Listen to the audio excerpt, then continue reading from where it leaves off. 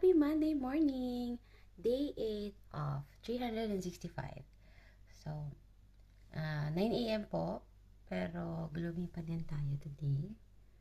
Medyo late pa din nag-start yung araw. So, alas 7, madilim pa din. So, ayan ang ating view. Tingnan natin yung ating temperature for today. Uy, kailangan ko na palang palitan ng water yung bulaklak. So, today, minus 8.